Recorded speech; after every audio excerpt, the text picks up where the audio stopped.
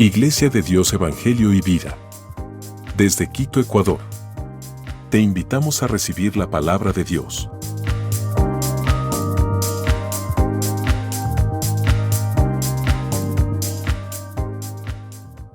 Gloria a Dios. Gloria a Dios. Dios les bendiga, mis hermanos. Les invito a que cerremos nuestros ojos y vamos a orar. Amén. Vamos a orar. Señor amado, gracias, Padre. Gracias en esta mañana por estar aquí en tu casa una vez más. Gracias, Señor, por escuchar tu palabra, la cual nos da vida. Señor, en el nombre de Jesús honramos tu presencia en esta mañana. Declaramos, Señor, que tu presencia, Señor, en nosotros es la esperanza de gloria, Señor. Y confiamos que en esta mañana esta tu palabra, Señor, derramará sobre nosotros entendimiento, derramará sobre nosotros discernimiento. Tú te glorificarás en todo y en todo, Señor, te daremos gloria a ti también. En el nombre de Jesús te agradecemos por esta jornada, por este día. Amén y amén. Gloria a Dios. Le invito a que pueda saludar al hermano que está cerquita de usted ahí al ladito. Bendígale.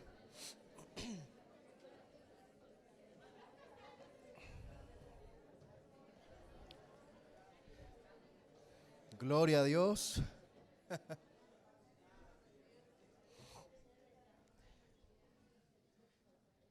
En esta mañana el mensaje lleva por título Ezequías, el hombre que clamó por una segunda oportunidad.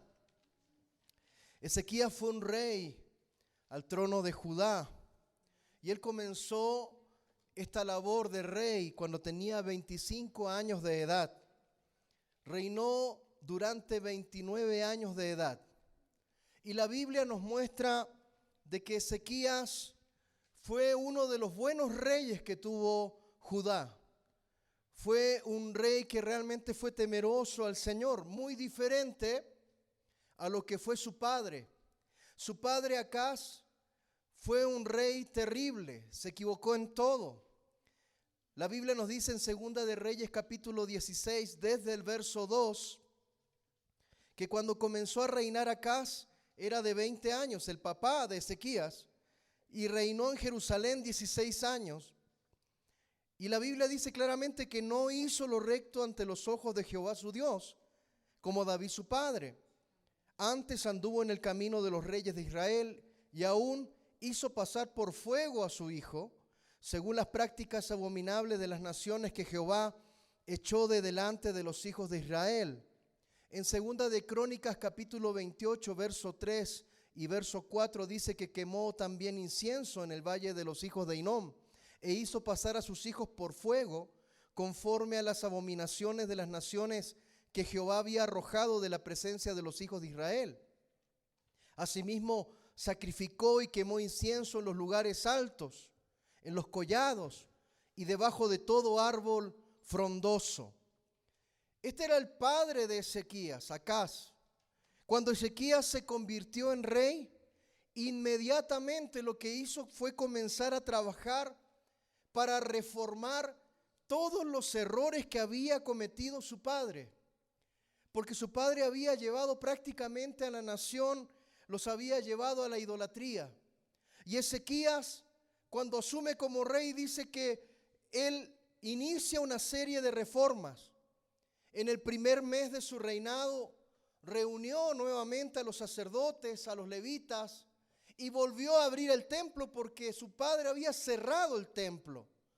Les encargó que limpiaran el templo, que restablecieran los sacrificios. De hecho, la palabra del Señor nos muestra que Ezequías da la orden de nuevamente observar, restablecer lo que es la Pascua, porque no se había hecho de manera correcta desde el reinado de Salomón. Luego la gente salió de Jerusalén y comenzó a limpiar los lugares altos donde se levantaba culto a imágenes, a ídolos. Ezequías incluso destruyó la serpiente de bronce que el Señor le había mandado a Moisés levantar. ¿Sabe por qué la destruyó? Porque la gente ya había comenzado a adorar la serpiente de bronce. La Biblia dice en Segunda de Reyes 18:4 que él quitó los lugares altos, quebró las imágenes, cortó los símbolos de acera e hizo pedazo la serpiente de bronce que había hecho Moisés, porque hasta entonces le quemaban incienso los hijos de Israel. Mire, es tremendo ver la cantidad de reformas que tuvo que hacer este rey a una edad bastante joven. Él comenzó a reinar 25 años. Pero él decidió atraer la presencia de Dios nuevamente a la nación. Ezequías realizó un trabajo como reformador, un trabajo excelente. Sin embargo, se le acerca una crisis y esa crisis es la que comienza a consumir la mayor atención en el tiempo de su reinado. Y esa crisis es que Ezequías recibe la noticia que Asiria, una gran nación, un gran imperio, se acerca para someter a Judá. Ya Asiria había sometido al reino del norte. En aquel tiempo Israel estaba dividido entre el reino del norte y Judá. Y ya habían llevado cautivos a los del reino del norte en el año 722 antes de Cristo. Y luego centraron los asirios todo su enfoque en Judá. Y fue justo en ese tiempo cuando Ezequías está haciendo todas estas reformas. Y Ezequías comienza a levantar la adoración dentro de Judá, que recibe esta noticia del imperio asirio de querer someter a Judá. Y sabe, junto con esto Ezequías también cae enfermo. Y la Biblia dice que el profeta Isaías se le acerca a Ezequías y por palabra del Señor, Isaías le dice a Ezequías: pon en orden tu casa porque vas a morir. ¿A quién le va a gustar recibir esa profecía, hermano? Pon en orden tu casa porque vas a morir. Mire, el rey Ezequías recibe esto como un balde de agua fría. Porque no solamente él estaba haciendo lo correcto delante de Dios, él estaba haciendo lo bueno, sino que junto con la enfermedad viene la muerte y también la preocupación de que Asiria va a someter a Judá. ¿Sabe cómo respondió Ezequías ante esta noticia? Dice que él se pone a llorar. Él llora desconsoladamente y comienza a orar, comienza a clamar. Y yo le invito a usted que abra su Biblia en Isaías capítulo 38. Isaías 38. Vamos a leer desde el verso 1. Isaías 38:1 dice: en aquellos días Ezequías se enfermó de muerte y vino a él el profeta Isaías, hijo de Amós, y le dijo: Jehová dice así: ordena tu casa, porque morirás y no vivirás.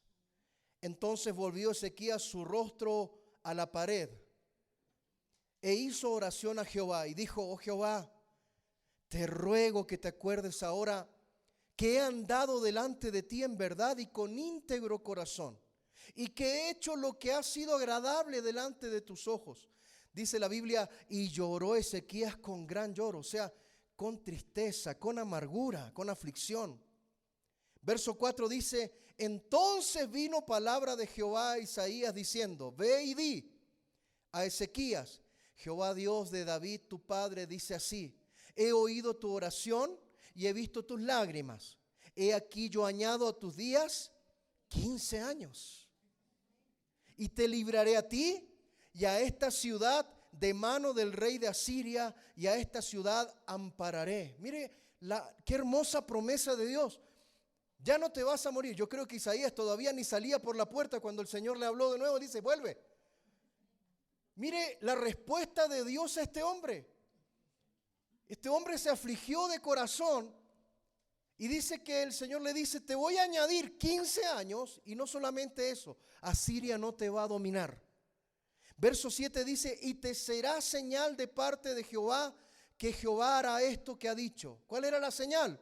He aquí, yo haré volver la sombra por los grados que ha descendido con el sol en el reloj de Acaj. Dice 10 grados, atrás, y volvió el sol 10 grados atrás, por los cuales había ya descendido.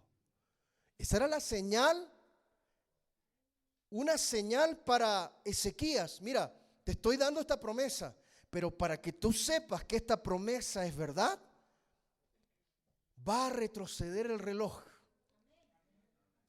Esto era un milagro. Mire, ¿y por qué traigo este tema a colación en esta mañana? No es raro cuando una persona que sobrevive a un accidente, cuando una persona ha vivido un proceso en que su vida ha estado prácticamente al límite, alguna lesión, algún accidente, alguna enfermedad, algo que le hace potencialmente sufrir mucho, no es raro decir que cuando esa persona no muere por causa de un accidente o de una enfermedad, generalmente la frase es: Dios le ha dado una segunda oportunidad. ¿Sabe qué? Podríamos decir, en base a la palabra de Dios, que Ezequías vio que se le venía todo encima, no solamente a Siria, sino que la misma muerte. Y Ezequías levanta un clamor y Dios le da una segunda oportunidad. ¿Y sabe lo que hace Ezequías? Ezequías escribe un salmo. Ezequías escribe una canción, algo que se puede utilizar como parte de una reflexión después de recuperarse de su enfermedad.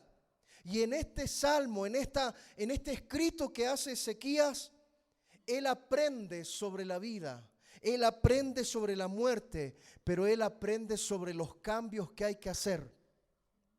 Amén. Y vamos a aprender algunas lecciones. En primer lugar, Ezequías se dio cuenta de algo. ¿De qué se dio cuenta? De que la vida es frágil. Diga conmigo, la vida es frágil. La vida es frágil. Ezequías se dio cuenta de eso. Si usted va a Isaías 38, leamos desde el verso 9. Escritura de Ezequías, rey de Judá, de cuando enfermó y sanó de su enfermedad. Yo dije: a la mitad de mis días iré a las puertas del Seol. Privado soy del resto de mis años. Dije: no veré allá a Jehová, allá en la tierra de los vivientes. Ya no veré más hombre con los moradores del mundo. Mi morada ha sido movida y traspasada de mí como tienda de pastor. Como tejedor corté mi vida, me cortará con la enfermedad, me consumirás entre el día y la noche. Ezequías estaba tomando esta situación y él dice: en el mejor momento de mi vida, en el apogeo de mi vida. Es que si nos damos cuenta, Ezequías comienza a reinar a los 25 años. La historia cuenta que reinó 29 años. Entonces nos damos cuenta que Ezequías era un hombre joven. Me alargo que Ezequías haya tenido 40 años cuando le viene esto.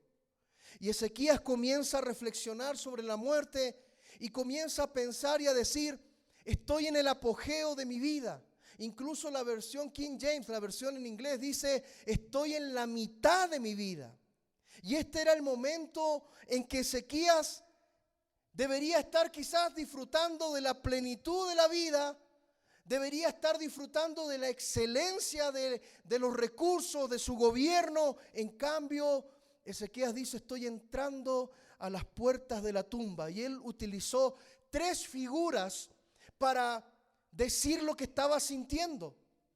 En primer lugar, él dice que lo que él estaba viviendo era como una tienda de pastor que está doblada para ser trasladada, para ser movida de un lugar a otro. Acá vemos un ejemplo de la palabra del Señor y un ejemplo muy típico. Los pastores se movilizaban con su rebaño durante largos días y prácticamente tenían que estar armando y desarmando su tienda para movilizarse junto con su rebaño y buscar mejores pastos y buscar agua. Y él está diciendo: mi vida se parece a una tienda de pastor que llega el momento, tenemos que movilizarnos, se cierra y tiene que ser sacada de un lugar a otro. Él está reflexionando en esto. ¿Y sabe qué? Esto tiene mucho de verdad, porque el apóstol Pablo dice en 2 de Corintios capítulo 5 verso 1 que sabemos que si nuestra morada terrestre, este tabernáculo, ¿qué es un tabernáculo? Era una tienda. Hoy día podríamos decir que era una carpa. Dice, sabemos que si nuestra morada terrestre, este tabernáculo se deshiciere, tenemos de Dios un edificio, una casa no hecha de manos eterna en los cielos. Verso 2 dice, y por esto también gemimos deseando ser revestidos de aquella nuestra habitación celestial. Lo que está diciendo Ezequías es que su vida va a ser movilizada, va a ser sacada como si fuese una carpa de un lugar a otro. ¿Quién está predicando en parte de mí? Por favor, ayuden apagando los celulares. Ya esto es repetitivo que pedimos esto, mis hermanos. Amén. Por favor. Lo segundo que dice Ezequías es que su vida es como un tejido de telar, que una vez que se termina de tejer una parte, se corta. Y él dice, así está siendo mi vida. Y él siente como que ese tejido todavía no tenía que haber terminado, pero sin embargo ya se estaba terminando y tenía que cortarse. Y él también refleja su vida como el rápido paso del día hacia la noche. O sea, la jornada que acaba, cierto, a medida que empieza a oscurecerse el día.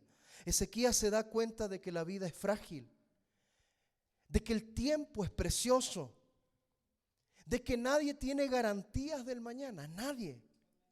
¿Y sabe qué? Ezequías aprende a enumerar sus días. Y de hecho el salmista David en el Salmo 90:12 dice, enséñanos de tal modo a contar nuestros días. Santiago nos recuerda que no hay una garantía de vivir hasta una edad avanzada. Nadie tiene garantizado vivir hasta una edad avanzada. Santiago 4:14 dice, cuando no sabéis lo que será mañana, porque ¿qué es vuestra vida? Ciertamente es neblina que se aparece por un poco de tiempo y luego se desvanece. En lugar de lo cual deberías decir, si el Señor quiere, viviremos y haremos esto o aquello. ¿Cuántos jóvenes brillantes, con energía, terminan sus días apagados de un momento a otro? Ayer veía el estado de un amigo, que él es de otra iglesia, y estaba consternado porque un amigo de él, que trabaja en el tema del sonido en la iglesia, había muerto. Un muchacho joven. Y él abría su corazón y decía, yo no puedo creer lo que estoy pasando, te voy a extrañar mucho. No puedo creer que te hayas ido. Mis amados hermanos, puede que no parezca justo, pero sucede con mucha frecuencia que, mis amados hermanos, a veces quizás nos ponemos a pensar de tantas cosas, quizás lo que menos hacemos es contar nuestros días. Y en un momento de aflicción, Ezequías comienza a entender de que la vida es preciosa, de que la vida es algo que se puede ir de un momento a otro, y que la muerte también no hace acepción de personas. Amén. Accidentes, violencias, enfermedades, se llevan tanto a jóvenes como a viejos. Y en tiempos de tragedia, yo creo que es donde más nos hacemos conscientes de nuestra propia mortalidad. Eso le pasa a Ezequías, que cuando él sabe que va a morir, que tiene que poner en orden su casa, comienza a reflexionar en lo más importante de la vida. Y esto debería generarnos a nosotros un mayor sentido de conciencia y de responsabilidad para con Dios. Porque ninguno de nosotros tiene los días contados ni garantizados.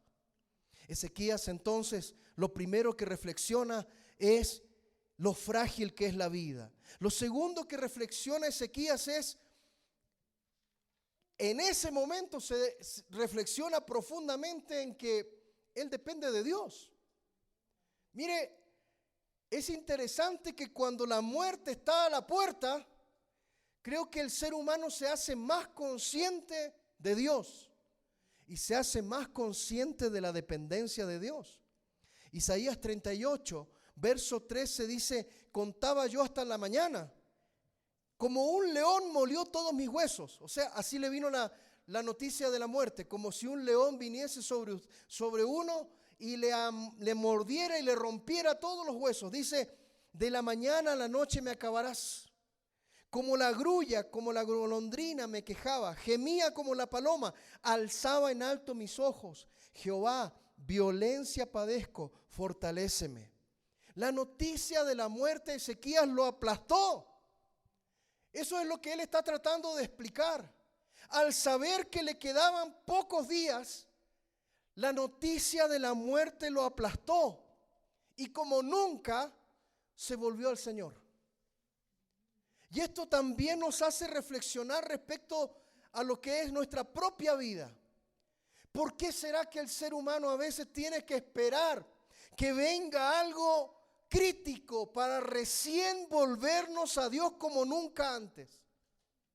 Ezequías, al saber que moría, se vuelve a Dios de todo corazón. En su dolor comenzaba a gemir como si fuese una palomilla. Fue en busca de Dios.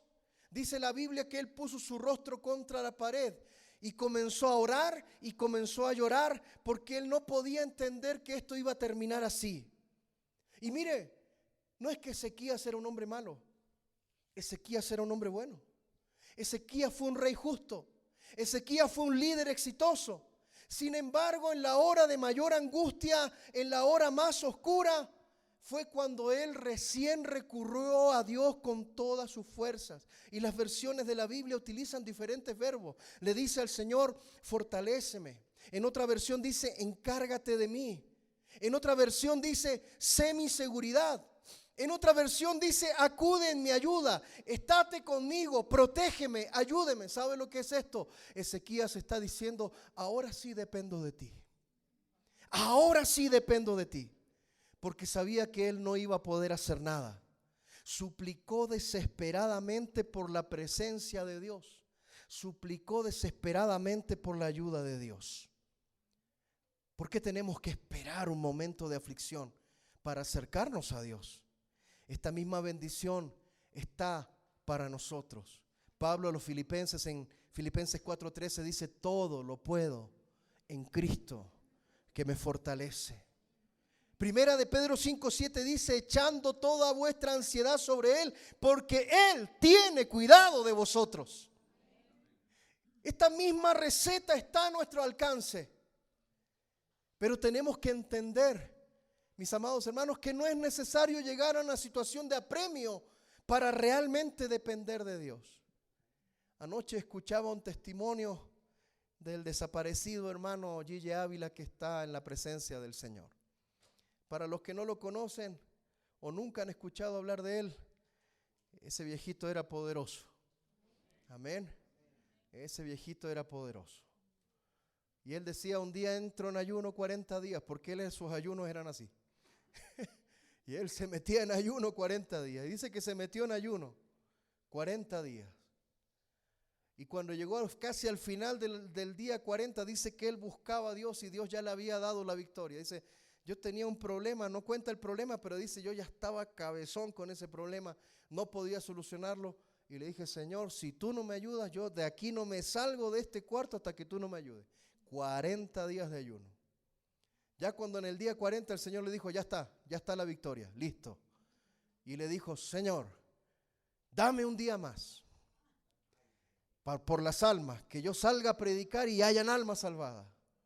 Y el Señor le dijo, ok, un día más, 41 días. Dice que en los 40 días, dice que él no sintió nada, él estaba fortalecido. Pero ese último día, dice, yo no me podía levantar, me dolía todo, me dolía el cuerpo, me dolían los huesos, me dolía la cabeza. Y él dice, ¿qué pasó? O sea, tuve 40 días, Señor, y en el último día me abandonas, me dejaste, te olvidaste de mí. Y el Señor le dice, no, yo quiero que tú entiendas que durante esos 40 días el que te daba la fortaleza era yo, no tú. Y en este día te dejé solo, ¿sabes por qué? Para que te des cuenta que cuando tú estás solo te vas a sentir así. 40 días fortalecido por Dios. Y en el último día Dios permite que él experimente lo que es estar lejos de él.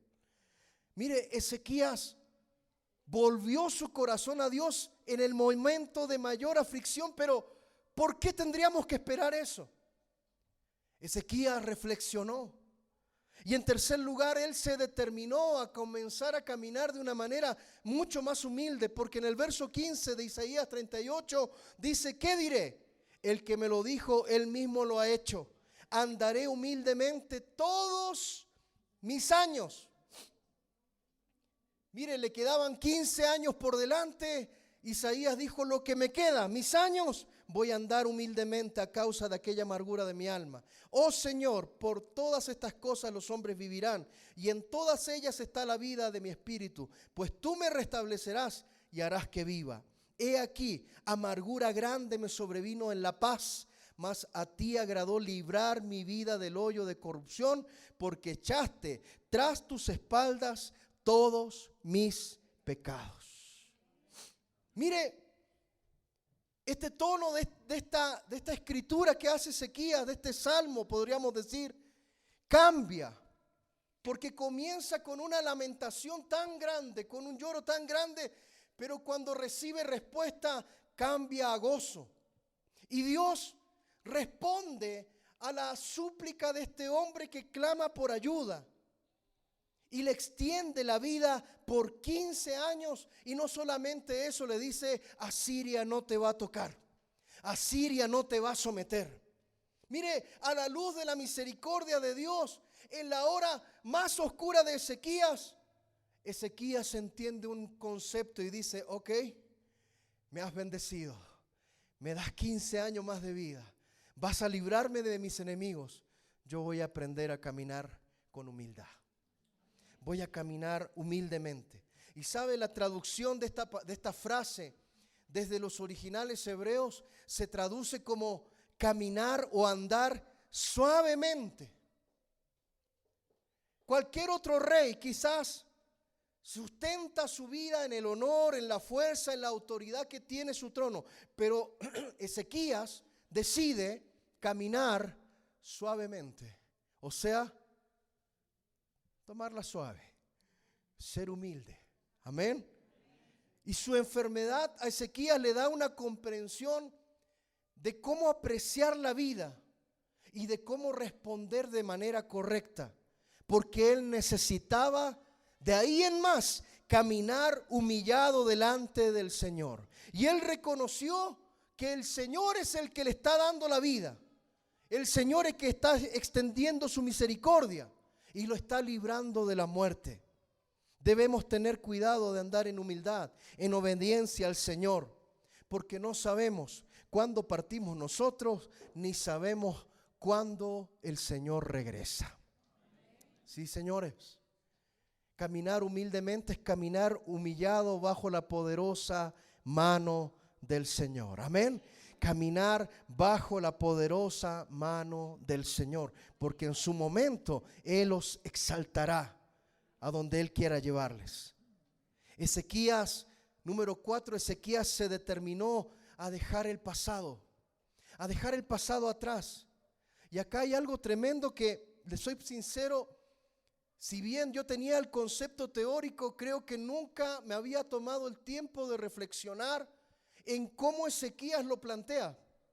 Porque cuando usted lo ve como él lo ve, y ojo que estamos hablando de un hombre que estaba prácticamente desahuciado. Amén. Pero cómo Ezequías lo ve es tremendo, porque él dice en el verso 17, he aquí, amargura grande me sobrevino en la paz, mas a ti agradó librar mi vida del hoyo de corrupción, porque echaste tras tus espaldas todos mis pecados. Parte de la restauración de Ezequías, aparte de darle 15 años más de vida, aparte de librarle de sus enemigos, acá dice que el Señor perdonó sus pecados.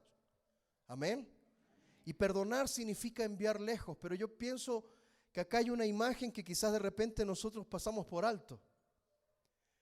Porque acá Ezequías está planteando una imagen interesante. Póngase a pensar cuando buscamos a Dios en oración. Amén. Usted y yo buscamos a Dios en oración, en intimidad. ¿Y qué es lo que traemos delante del Señor? El Señor, estamos ahí cara a cara con el Señor. Estoy hablando simbólicamente.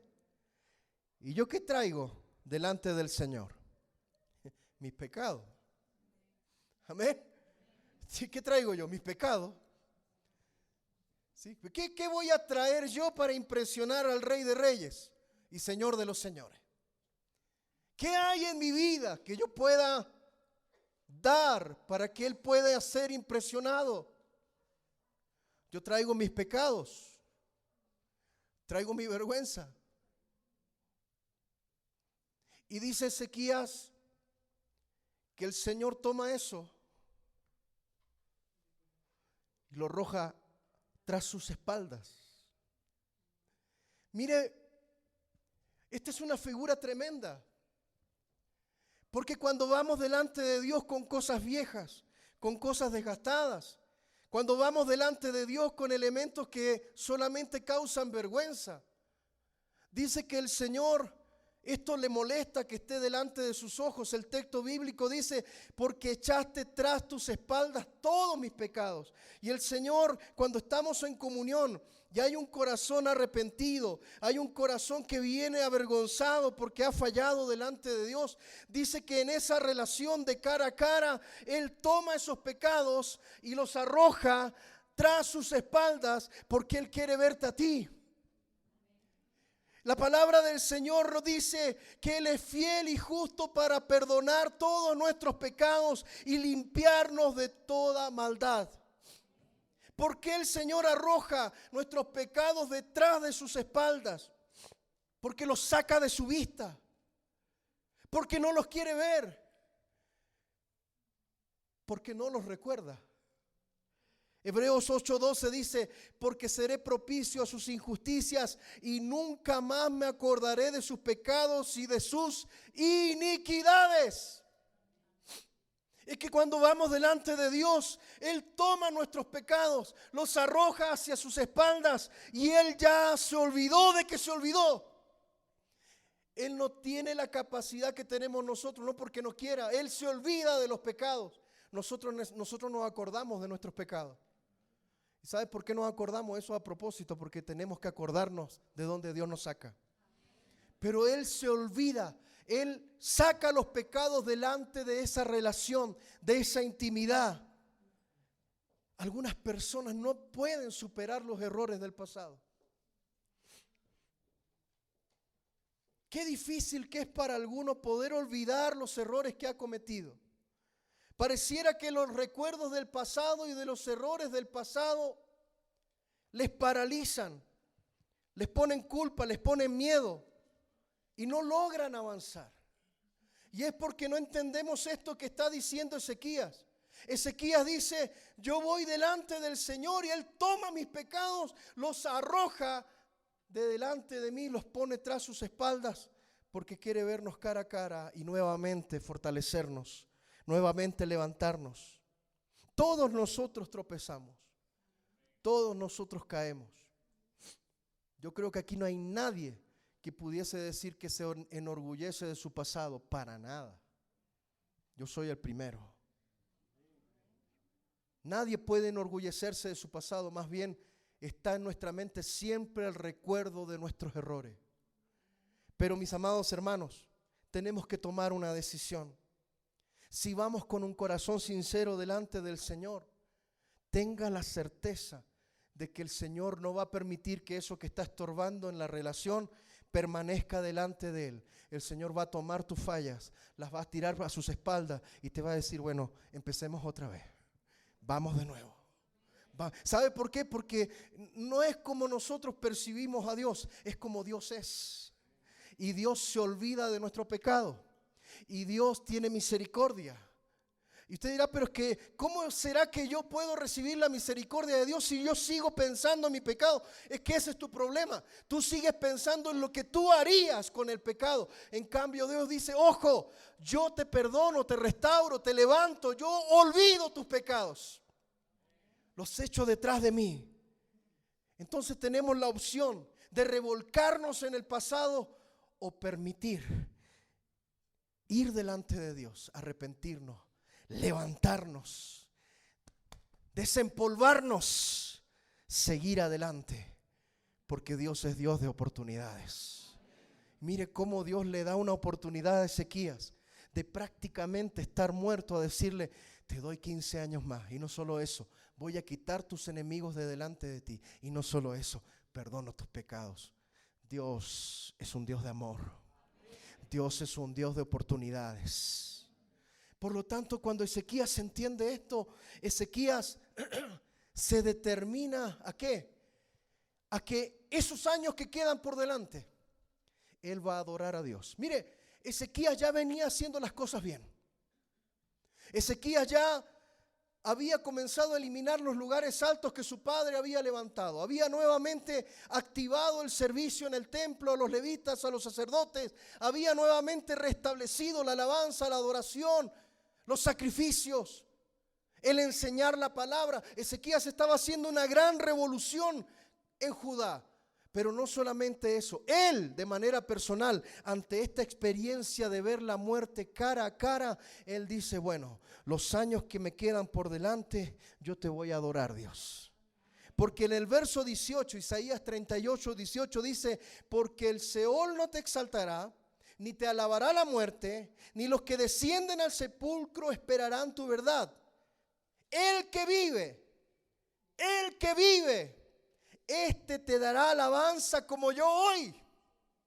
El Padre hará notoria tu verdad a los hijos. Jehová me salvará, por tanto cantaremos nuestros cánticos en la casa de Jehová todos los días de nuestra vida.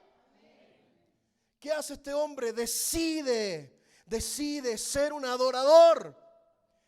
Decide reconocer a Dios.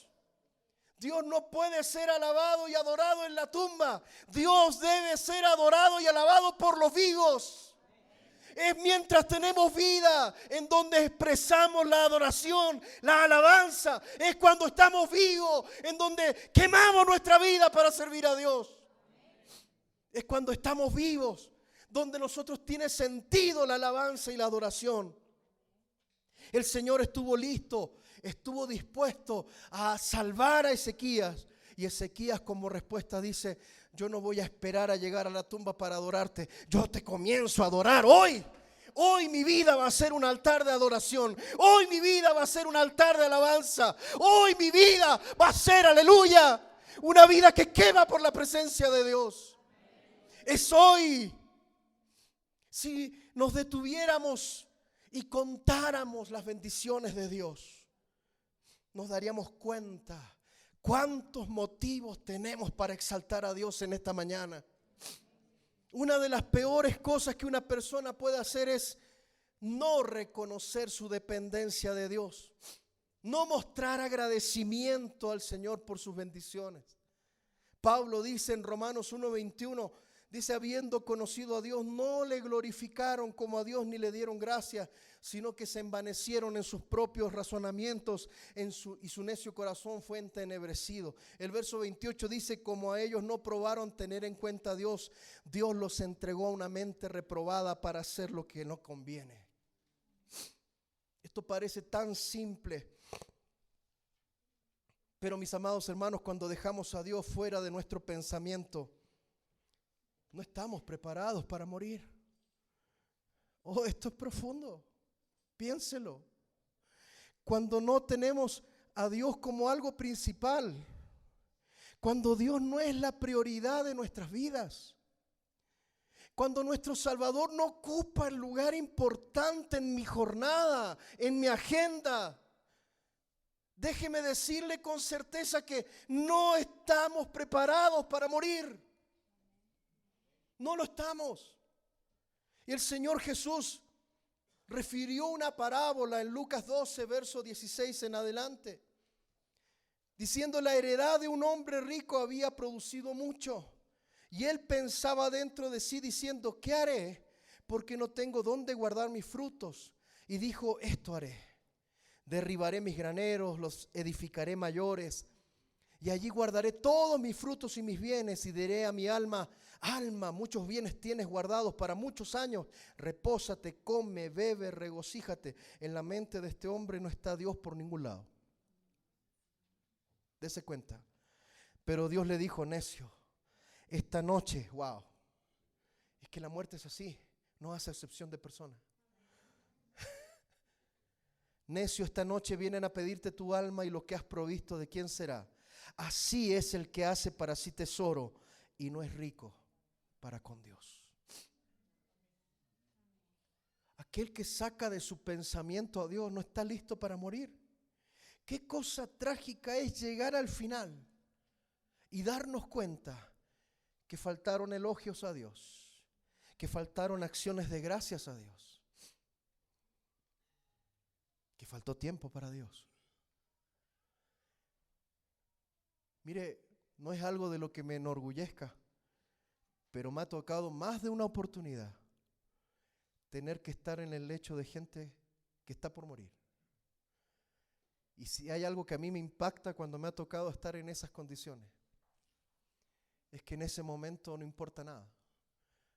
No importa la casa, no importa el carro, no importan las tarjetas, ni la chequera, ni la cuenta bancaria. En serio, ahí no importa eso, no importa la ropa, no importa las marcas. Cuando la persona está a punto de partir, nada de eso importa. Solo importa el hecho de que se va a encontrar con el Rey de Reyes y Señor de los Señores. Y a veces actuamos como que tenemos la vida asegurada. Como que nuestros días están contados uno por uno y uno sabe, no, yo voy a morir viejito, seguro. Todos queremos morir viejitos, ¿no? Aprovechar hasta el último día de nuestras vidas. Yo creo que es lo normal. Hasta yo mismo he orado eso. Yo le he dicho al Señor, Señor, dame años. Yo quiero ver a mis hijos servirte. Yo quiero ver a mis hijos, siempre mi oración es esa. Quiero ver a mis hijos ser usados por ti. Esa es mi oración. Les abro mi corazón. Cuando oro por mis hijos, lo único que le pido a Dios es, yo no quiero partir de esta vida sin antes ver a mis hijos siendo usados por ti. Yo quiero ver eso. Dame ese privilegio, dame los años para verlos crecer en ti, dame los años para poder verlos ser usados por tu Espíritu Santo. Yo quiero ver eso. Ayúdame, Señor. Y espero que Dios me conceda eso.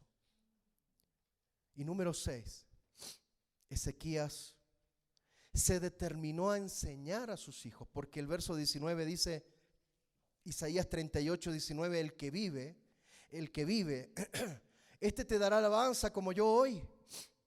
El padre hará notoria tu verdad a los hijos. Ezequías se le había dado una orden que ordene su casa y ahora que su vida se extendía por 15 años más, ¿qué dice? Estaba decidido a enseñar a sus hijos y a otros quién es el Señor.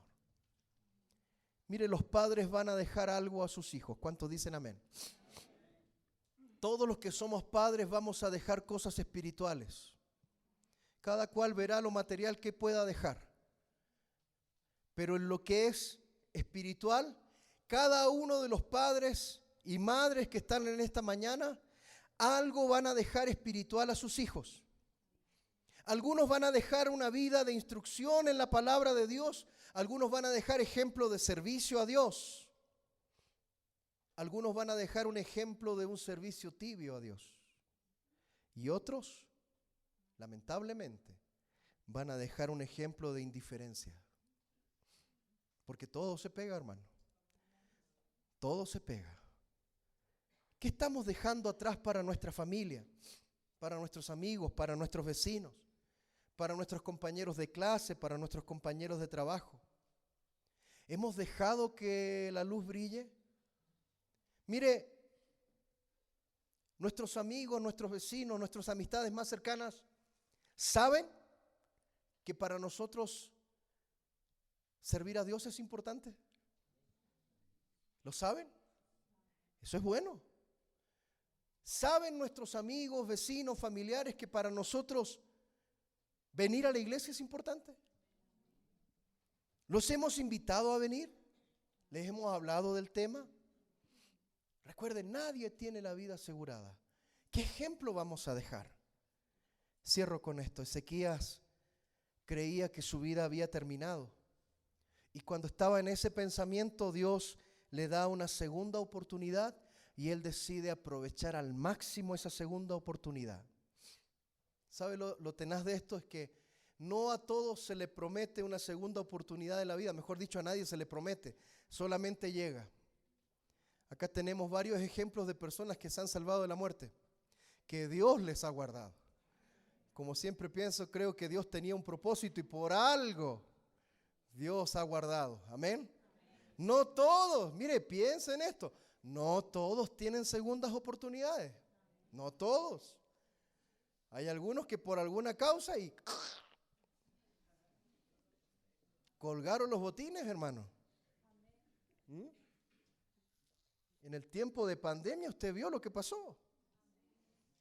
Mire, la Biblia nos dice en Efesios 5:16 que aprovechemos el tiempo que Dios nos ha dado. La vida es preciosa, sí, pero la vida es como un soplo, es fugaz. Cada bendito día que me levanto me aparece una cana nueva. El otro día ya me afligí, me salieron canas dentro de la nariz. Disculpe lo gráfico, pero eso era raro para mí. Yo soporto que me salga en la cabeza, pero ya cuando vi que me empezó a salir en la ceja, y cuando ya me dejo crecer un poco la barba, tengo canas en la barba. Y eso indica que el tiempo pasa. Amén. Y algunos varones acá dirán, pastor, a mí se me está cayendo el pelo. Y pasa, pero entonces aprovechemos bien el tiempo. Amén. A veces el ser salvados de un accidente, de una situación así, nos da una segunda oportunidad. Y generalmente las personas que pasan por esto sienten que tienen que aprovechar esa segunda oportunidad.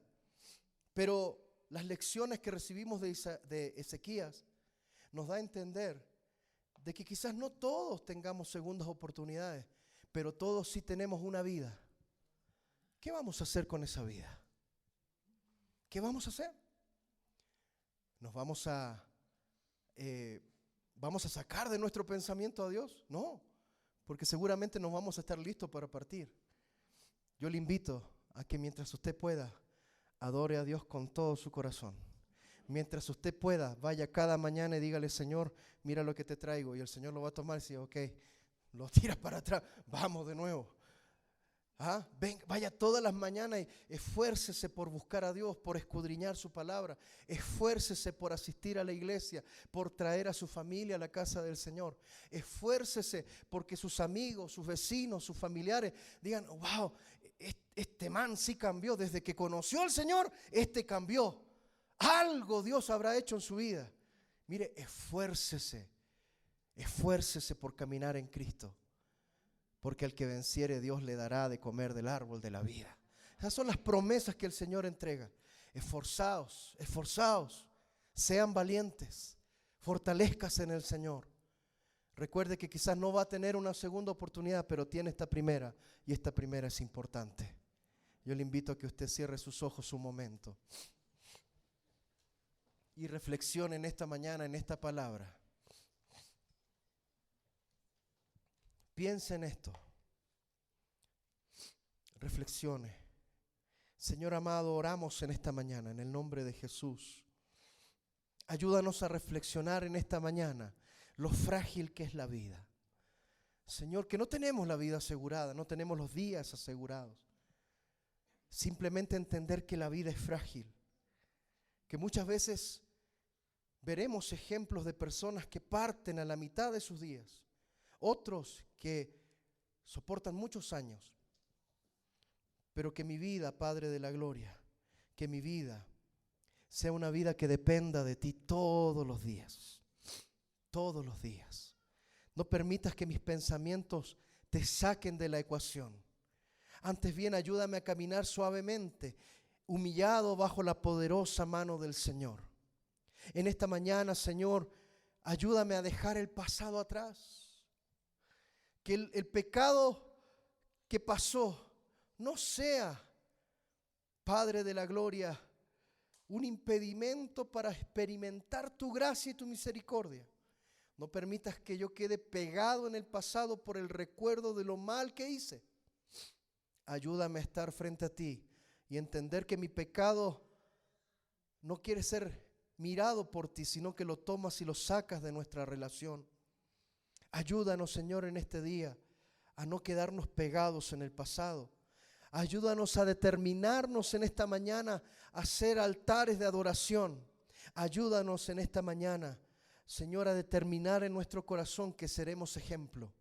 Ejemplo para nuestros hijos, ejemplo para nuestra familia, para nuestros amigos, familiares. Ejemplo, que tu luz brille, Señor, que podamos guiar a otros, Padre de la gloria. En el nombre de Jesús. En el nombre de Jesús. Le invito a que ahí con sus ojitos cerrados pueda orar y decirle: Padre amado, ayúdame a hacer un altar de adoración permanente. Un altar de adoración permanente. Que cada día yo esté preparado. Que cada día yo esté listo. Ya sea para partir o ya sea para tu venida, pero ayúdame a estar listo. Siempre. Que este ejemplo de Ezequías, de este rey, nos lleve a reflexionar en esta mañana. En el nombre de Jesús. En el nombre de Jesús. Ayúdanos a colocarte como prioridad en nuestra vida diaria. No permitas, Señor, que las cosas de este mundo, la rebeldía de mi corazón, me impida ver tu gracia y experimentar tu gracia. Te lo pido, Señor. En el nombre de Jesús. Amén. Y amén. La alabanza siguiente es una preciosa alabanza de hace mucho tiempo. Y en su coro dice: me gozaré, me gozaré, me gozaré, me gozaré en Jehová, porque se ha llevado todo mi dolor y Él me ha hecho libre. Amén. ¿Cuántos creemos en su palabra? Gocémonos en el Señor.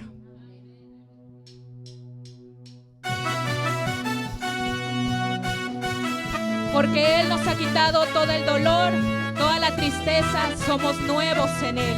Por eso vamos a alabar el nombre de ese Dios todopoderoso.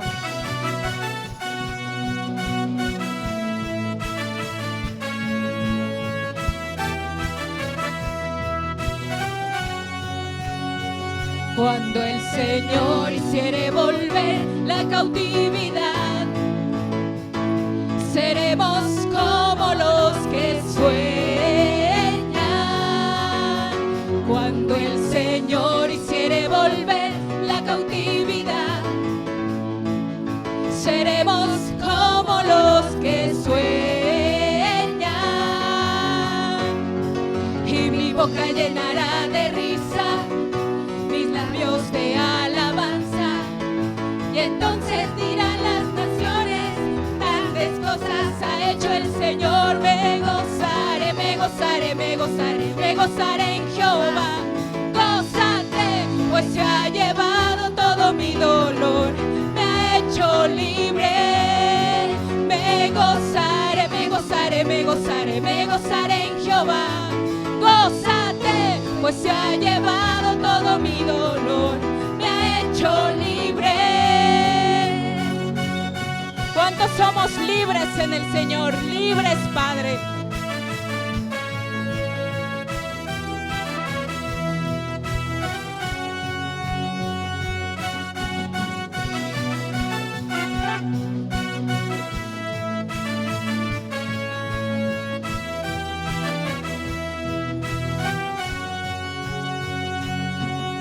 Así como David cantaba, así como David cantaba, así como David fluía en su presencia, así como David danzaba, así como David cantaba, así como David fluía en su presencia. Yo danzaré, yo cantaré, yo cantaré, yo cantaré, y en su presencia me alegraré, y solo a ti me alegraré, porque tú eres mi Dios y mi Rey. Yo cantaré, yo cantaré, yo danzaré, y en su presencia me alegraré, y solo a ti me alegraré, porque tú eres mi Dios y mi Rey. Así como David cantaba, así como como David cantaba, así como David fluía en su presencia, así como David danzaba, así como David cantaba, así como David fluía en su presencia. Me gozaré, me gozaré, me gozaré, me gozaré en Jehová. Gózate, pues se ha llevado todo mi dolor, me ha hecho libre. Me gozaré, me gozaré, me gozaré, me gozaré en Jehová. Gózate, pues se ha llevado todo mi dolor, me ha hecho libre. Libre. Te adoramos, Señor. Un fuerte aplauso a ese Dios todopoderoso. Que el Señor les bendiga, amada iglesia.